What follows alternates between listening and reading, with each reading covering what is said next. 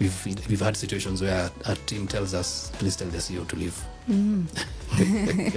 Because we don't feel free when the CEO is here. Wow. Which company? You can't say. I can't mention. No. Yeah, but there are situations where you find those groups telling you, they come and tell you, because they somehow, if it's in a situation where they trust an outsider more than their own person, already that's a red flag. Because now they come and tell you, please just tell the CEO to leave, or tell the CEO to do something else. In other situations, even it's like the CEO already knows, and you find the CEO telling you, I need to bounce. You just do the things, do the activity, do the training. I'll be back when you're doing the closing ceremony. So already that shows you there's an issue, because the CEO needs to be the heart and soul of that team.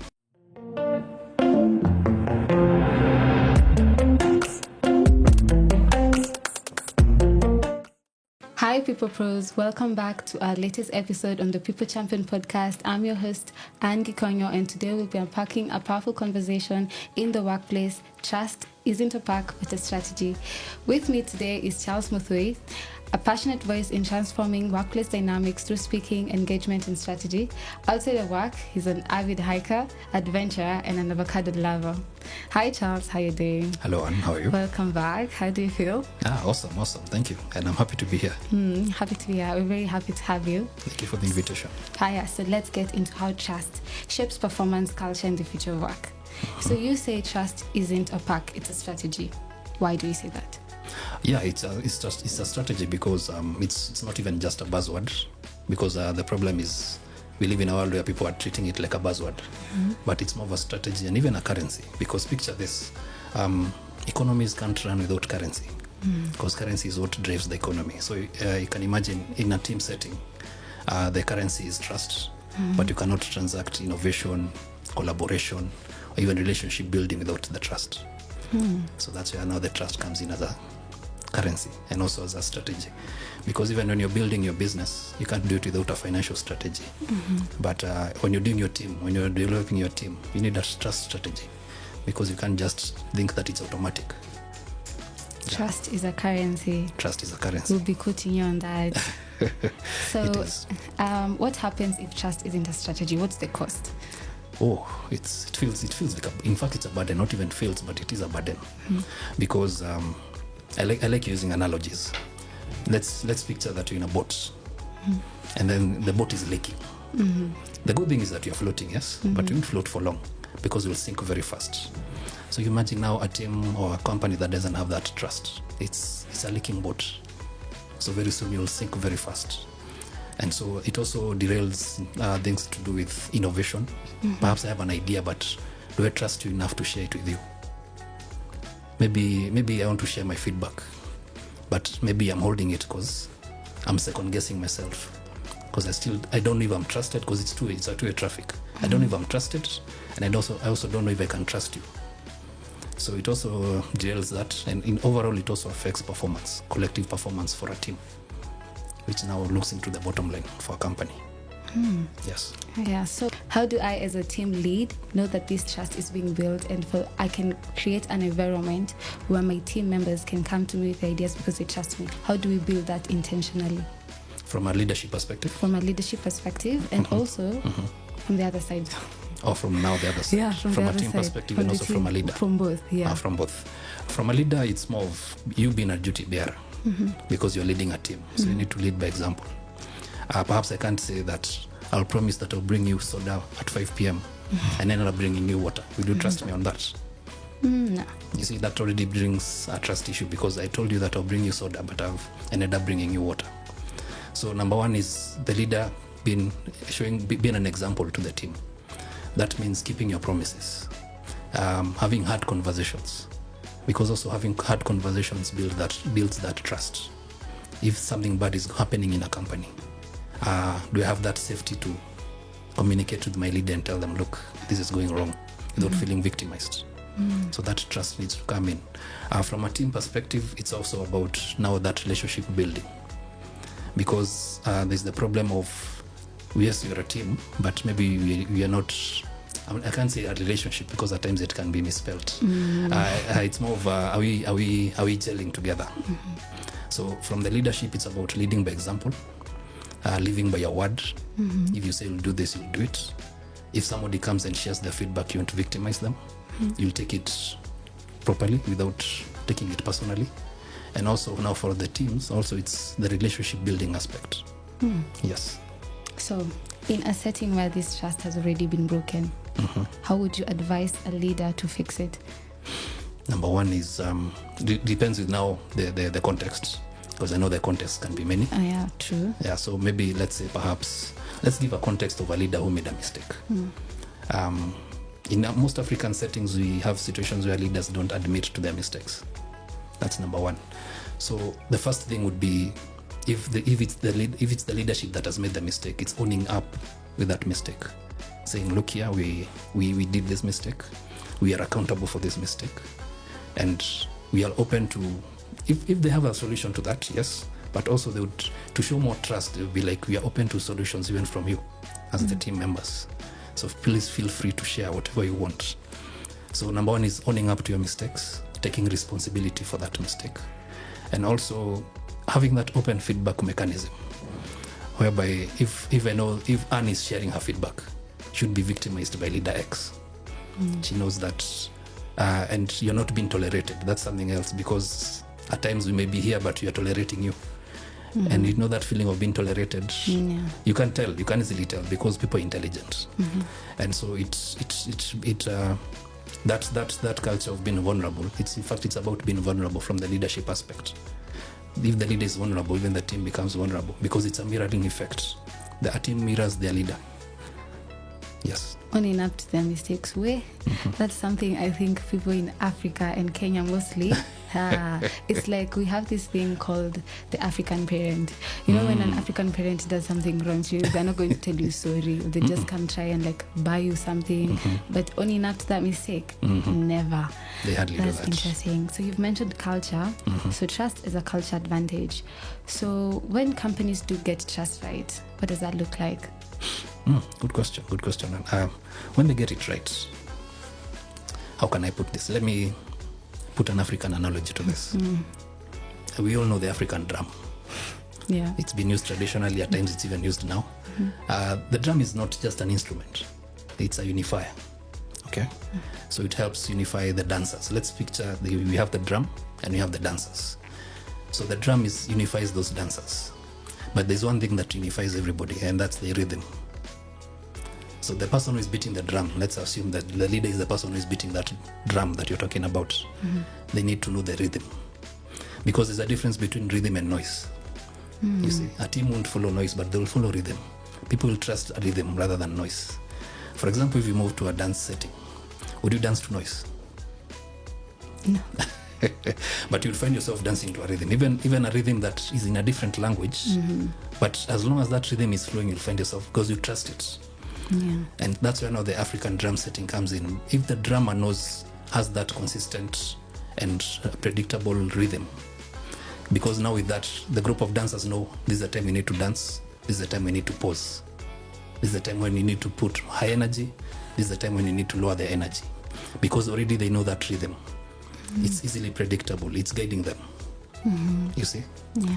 Just like a tango dance, if the person you're dancing with does not know the moves, you can't easily trust that person. They'll end up stepping on your feet. At times you end up losing your shoes without knowing. So we look at that trust for a team like a rhythm. The rhythm comes before the noise, because a team will follow the rhythm but not the noise. So from a leadership perspective, it's you building a rhythm, because that rhythm is what brings in the trust. Building a rhythm. Yes. Interesting. We have so many quotes today. So I have to mention HRs. HRs are in a position of leadership, we might say, right? Yes. So how do they, and what gets in the way of trust building in a HR position in your employees? Like, what gets in the way of that? What can you say? Yeah. I need to admit that HR is very policy heavy. So in most organization settings, you find an organization, because even from us, because we do a lot of team buildings and trainings, you will find a company that's so focused on a policy, but they overlook relationship building. You see? Yeah. So we'll say, yeah, our policy is on this, our policy is on that. But do people know each other? Do people know each other beyond their job descriptions? Do they trust each other to share their challenges? And you see, the thing that most HRs need to prioritize is relationship building, because that is what gives birth to trust. Because if you're a team that trusts each other, we can't face hard times because we trust each other. If I know Anne is our CEO, and you're going through a recession, I know that Anne can lead us properly. She can engage us to create a solution, and we can weather the storm. So I would say for HRs, yes, I know there's policy that you have to look at, you need to implement, you need to develop the policy, but let's not also overlook relationship building when it comes to trust building. Yes. Relationship building when it comes. Okay, that's very interesting. But I do have to ask, how do you measure that trust building is working in your company or in your leadership position? How do you measure that? Hey, we have trust between us. This is working. From a group level now. Yeah. I'm sure at times we've seen groups which are free in terms of coming up with ideas, taking that risk to implement something without second guessing again. And then there's the issue of a team that is not being micromanaged. At times, you know how bad it feels when someone micromanages you. Every 2 minutes, they're like, okay, Anne, how far are you? Anne, how are you doing it? you feel, okay, doesn't this person really trust me? Because already you've been given the context, you've understood it, and you're trying to work on it based on how you've understood it. But micromanagement, a team which doesn't have that constant micromanagement, at least that's a sign of trust.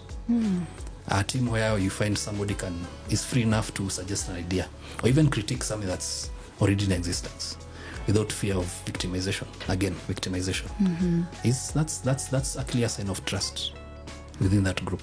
Okay. A place where someone can easily be vulnerable and say, look, I don't know what I can do. Please help. Because we live in a world of egos. You don't want to admit that you want help. Yes, that already is trust at play. Yeah. So as a new leader, I'd like to think of myself one day I'm going to become a leader. Yes. What advice would you give me if I'm starting from fresh, starting building a team? Yes. How do I, from the get-go, how do I build that trust? Number one is at least be clear in your communication. Yeah. Also give them the why. Why are we here as a team? Because if they don't know the why, they'll be shooting in the dark. Have you ever tried shooting in the dark? I've never tried shooting, but it's the worst nightmare ever. You don't even know who your target is. But at least if you say, look, this is why we're here, this is what you're looking at. And then also being vulnerable. You know, leaders tend to shy away from being vulnerable. You want to look like you're a superhero, but you're a human being. And people relate easily to somebody who makes mistakes because they don't need to look at that perfectionism. They're not working towards perfectionism, but they're working towards excellence. And excellence comes with mistakes. So I would say whenever you're building your team as a new leader, number one, just be vulnerable. If you don't know something, just say, I don't know. At times, if it's a challenge that you don't have a solution, you're like, I'm open to ideas. Please share your ideas. What do you think about this? In fact, that question of what do you think about, it really encourages someone to open up because it's open-ended. Yeah. And then walking through the mud with people as well. If it's a hard time that somebody is going through, at least tell them, try and walk with them through. And at times, having a big team, at times it might not be that easy to do it. But if you start with a lean team, it's easy. If someone is going through a challenge, try and understand why, rather than rushing to quick judgments. Yeah, and also don't look for perfectionism, because they will try and please you. You know, one mistake that leaders tend to make is they assume that if people like me, I'm trusted. But you see, you can be nice, but you're not reliable. You keep breaking your promises, but you're a nice person. Anne is a very nice person, but she promised me chocolate at 4 p.m. She brought me 1 week later, it's like she forgot. Yeah, okay. Yeah. Very interesting. Yeah, so, see, I have to go back to HR because this elevate HR. Yes. HRs do have this stereotype of being the prefect, and people don't trust the prefect. So how does HR and leadership work to ensure that trust is being built? Good question. Because there's that stereotype. There are already those assumptions that are in play. Number one is At least don't, again, policy, I would say, don't for them not to focus too much on, because at times HRs, yes, I know at times they're given orders from above, like, this needs to be implemented, but I would say there needs to be empathy, because you're dealing with a group of human beings. There are people who have feelings. There are people who are going through a lot back at home. So at times somebody might be present at the office, but they're not psychologically present. So for HRs, in terms of leadership, they need to build that safety net, psychological safety net. Okay? As apart from now saying that, yeah, we know we have KPIs, we need to meet our KPIs by every quarter, but also how are you doing? At least how far, what challenges are you facing in implementing whatever you're telling you? How can we help you? So that empathy, and also trying to create that safety net for people to share their feedback. Yes. Yeah, you've done a lot of team building, Cindy. Yes. What consequences have you seen in companies where trust isn't a vital core? Where trust isn't a vital core. Yeah. Number one is we've had situations where a team tells us, please tell the CEO to leave. Because we don't feel free when the CEO is here. Wow. Which company? You can't say. I can't mention. Okay. Yeah, but there are situations where you find those groups telling you, they come and tell you, because they somehow, if it's in a situation where they trust an outsider more than their own person, already that's a red flag. Because now they come and tell you, please just tell the CEO to leave, or tell the CEO to do something else. The other situations, even it's like the CEO already knows, and you find the CEO telling you, I need to bounce. You just do the things, do the activity, do the training. I'll be back when you're doing the closing ceremony. So already that shows you there's an issue, because the CEO needs to be the heart and soul of that team. He or she needs to be on that ground and understand, because we usually do feedback sessions and also reflective sessions, and it's good when the leaders are there so that they hear from people. And the other teams that are okay, they engage their CEOs, they engage their leaders, and they gel so well. And even at times when they're doing competitive activities, if they defeat the team that is for the leadership team, they feel very happy. They have bragging rights even when they go back to the office. So yes, from those sessions that we've done team building, yes, there are elements of trust issues that come out very strongly. At times we find there are silos, because it's different departments. So at times we find small groups of different departments, but how we do it is we tend to mix people up, because you're telling them, look, you're looking at the collective, not just departmental. Yes. Also, that's how you approach it. Yes. Even when there's an issue between the CEO and the team. Yes. Yeah, at least because we need to look at the collective rather than the case by case. Does that usually work? It works, though it's something that needs a lot of time. You can't just easily solve it with one event. So for a company that's open enough towards that, it's a process. So if they agree to work on that process, yes, it works. So I do have a personal question. Yes. How did you feel like this is the career path you want to take? I want to help companies build great teams. What led you to this? Wow, it's an interesting story. So we're here for it. So I went through business school. So I graduated in finance and banking and went straight to business. So I tested internship. That's when I realized employment is not my thing. I realized my calling is in business. So I went straight to business. I started doing business consulting at that time. I was doing business plans, company profiles.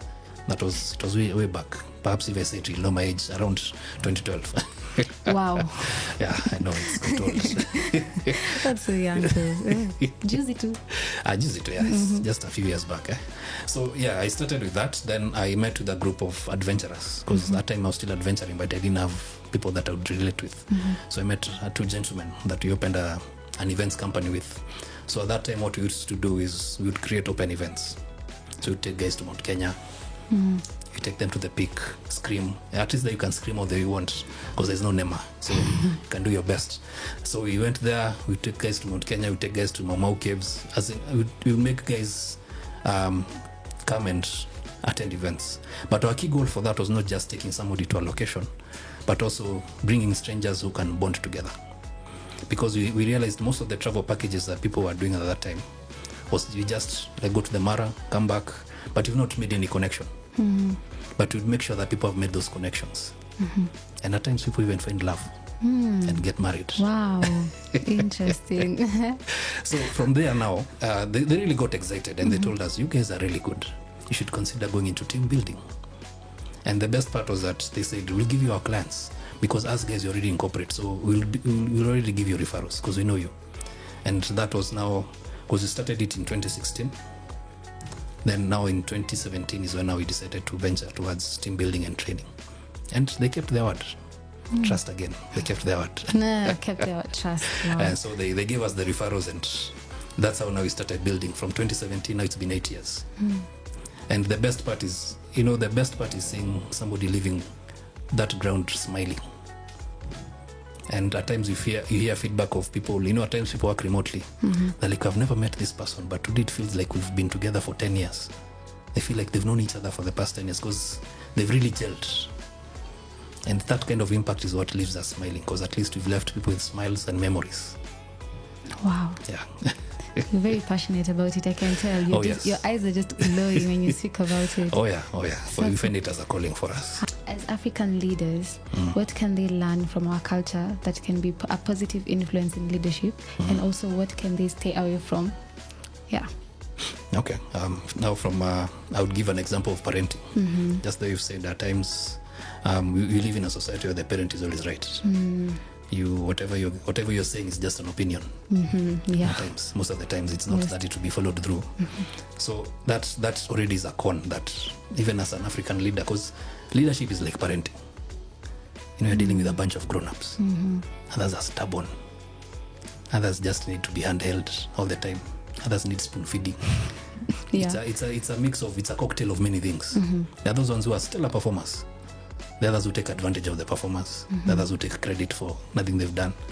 So that's why I'm saying it's more like parenting. You're parenting a bunch of kids.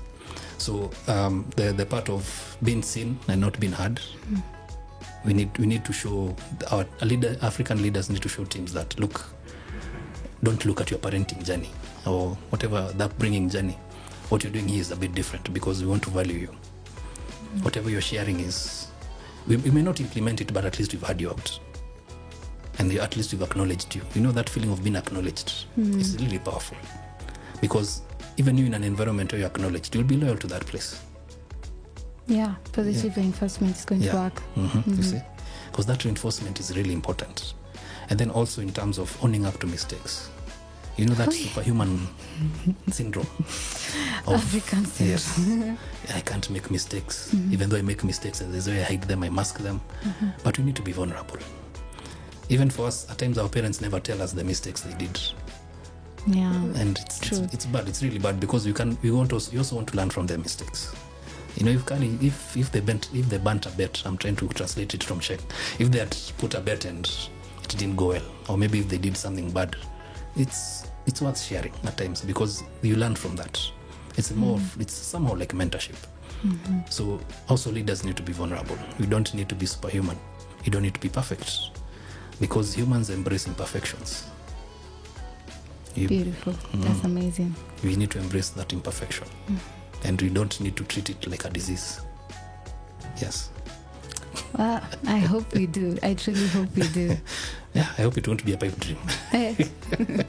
African leaders are something else when it comes to embracing their mistakes. It's something they don't own up to at all. Yeah, yes. That's something you see every day, even on the news. You can just tell. Oh, yeah, sure. So that's something they need to learn. It's a huge culture shift. I don't know if it's a generation thing that will need to come in.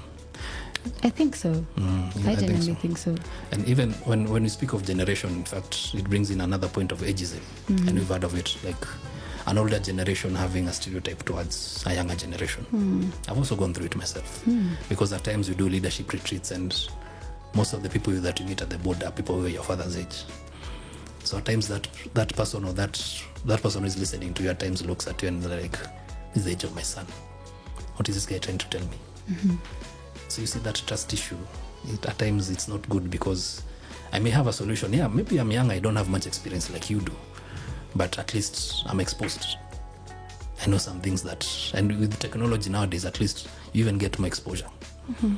And at times for us, we end up having to bring an older person to represent us to go and speak to them. Wow. It's part of alignment. Trying to align and speaking their language, yeah. But that's something else that African leaders also need to look at. We need to remove that level of negative stereotyping. Gen Zs are the ones who have suffered the most on this, because you're like, these are guys of KFC. They're always on TikTok. They always do selfies. Every time is a dance move. I might look bad and end up being a meme. Yeah. And go social and go viral. But these are people who are really creative. They really embrace digital technology very fast. And you see, for a company that you don't want to be a dinosaur, you really need to be agile. Those are the best people you need to engage. Those are the people you need to hear feedback from, because they know what's moving. Yeah, interesting, because we do have someone here who's trying to give me advice on, because I'm young and I look young, so whenever I'll go into the room, she told me, have audacity. Go in there like you belong and it's worked. You go there with information, yes, and they'll respect you. Whatever you're saying, just have audacity. True. Charles, thank you so much for bringing so much clarity and insight into today's conversation. Trust really is a strategy, it's not a pack. It was a pleasure hosting you. I hope we'll have you back. Sure thing, and you're most welcome. Happy to be here again. Well, my people pros, that's it for today's episode. Follow us for more talk on people, culture, and the future of work. And if you're looking for HR consulting services or payroll solutions, we've got you covered. Follow the link in the description below and our team will reach out. Till next time, bye.